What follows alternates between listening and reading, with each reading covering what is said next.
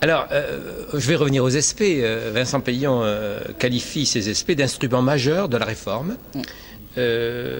Si cette rupture avec le passé fait l'unanimité, je pense, de nombreux experts s'interrogent sur le risque d'un retour aux IUFM, et c'est en particulier le cas du sociologue François Dubé, qui regrette, je le cite, que l'on ne forme pas les enseignants comme on forme les ingénieurs, c'est-à-dire par un recrutement précoce, il parle de bac plus 1, bac plus 2, dans une véritable école professionnelle, ce sont ces mots, plus centrée sur le métier. Qu'en pensez-vous ?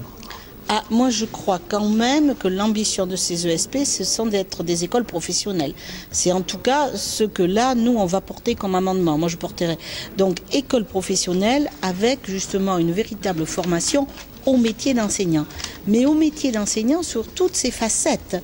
C'est-à-dire pas seulement le métier d'enseignant qui est de transmettre un savoir dans une discipline qu'il connaît. L'enseignant, lorsqu'il a en face de lui un enfant, il a autant d'enfants et autant de personnalités que d'élèves dans sa classe. Et je crois que les enseignants, aujourd'hui, ne sont pas préparés face à certains jeunes qu'ils ont en face d'eux, qui les déconcertent, soit des jeunes qui expriment une violence et face à laquelle l'enseignant ne sait pas répondre et pour lesquels il faut arriver à faire de la remédiation pour les remettre dans l'accès au savoir. Des jeunes issus de... J'ai reçu les gens d'ATD Carmonde, les jeunes issus de milieux de grande pauvreté. Les enseignants ne connaissent pas les souffrances que vivent ces enfants-là, dans ces familles-là. Or, il y a une soif d'apprendre, il y a une soif d'émancipation, mais ils n'ont pas les codes. Donc forcément, quand les enseignants les ont en face d'eux, ils sont désarçonnés. Donc moi, je me dis qu'il y a des enjeux dans ces écoles supérieures du professorat à relever, et cela en particulier. Et par les amendements que l'on va faire, nous allons donner une connotation professionnelle à ces écoles supérieures du professorat. Parce qu'il ne faut pas qu'elles redeviennent des IUFM qui avaient un certain nombre de défauts, mais il ne faut pas non plus qu'elles soient essentiellement universitaires et que donc on gomme le métier d'enseignant, il ne s'improvise pas, il s'apprend. Ça, j'en suis persuadée.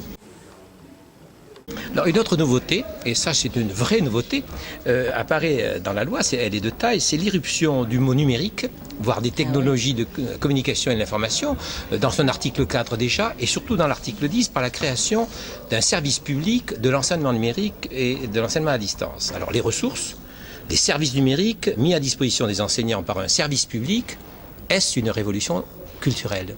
Ah oui, c'est une révolution numérique, donc une révolution culturelle.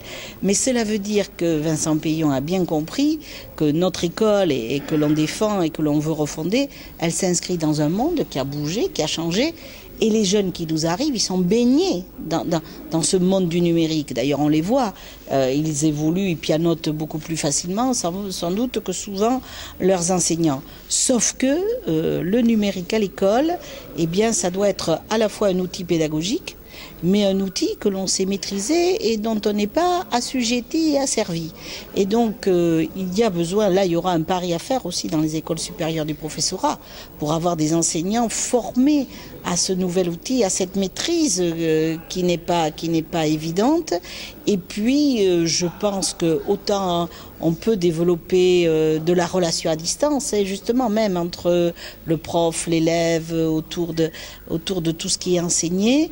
Mais je crois aussi que le numérique dans la classe doit modifier la pédagogie et changer même le rapport à l'élève. C'est une vraie révolution parce qu'on est dans l'interactivité, on est dans une relation, c'est plus le maître face à 30 élèves, c'est presque une relation bilatérale au travers de cet outil. Et moi, je crois vraiment que là, il y a un tournant à prendre si on veut aussi rénover notre école. Pierre Léna, de l'Académie des sciences, bien connu par la Fondation La Main à la Pâte, affirme même que le numérique doit permettre en classe aux enfants d'apprendre ce qu'il y a derrière l'écran tout autant qu'à se servir de l'écran. Qu'en pensez-vous ? Ah ben tout à fait. Parce que si on ne maîtrise pas et si on ne sait pas comment les choses se mettent en place et comment la technique, on est justement dépendant de la technique et là on a perdu la liberté. Et moi je pense qu'un des enjeux essentiels de l'école, c'est aussi apprendre aux enfants à la fois l'esprit critique et la liberté. Et si on n'a pas d'esprit critique face à un outil, fût-il génial au possible, c'est le danger, le début de peut-être quelquefois une dépendance. Bruno de Vechel affirme que le numérique transforme les lieux du savoir.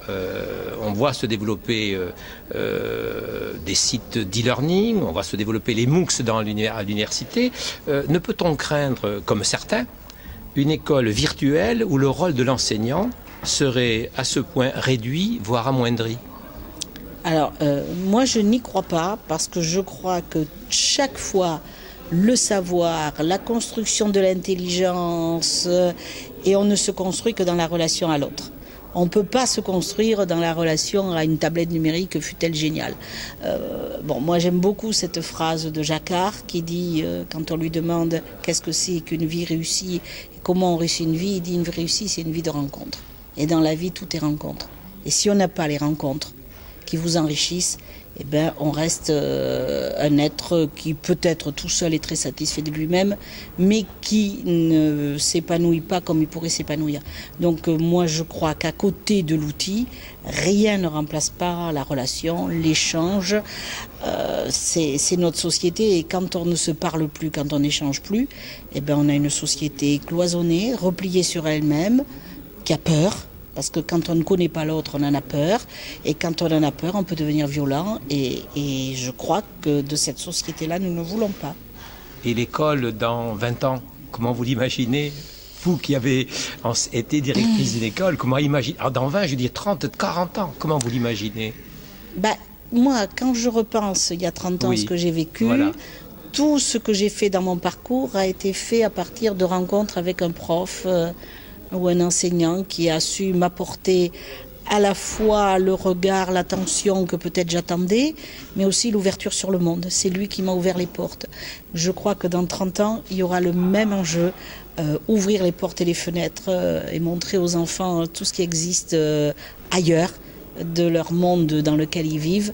Et donc, il y aura sans doute des tableaux numériques et même on ira plus loin. Mais je crois quand même qu'il y aura toujours des hommes et des femmes pour transmettre et donner l'envie. Merci beaucoup, Françoise Cartron. Merci à vous.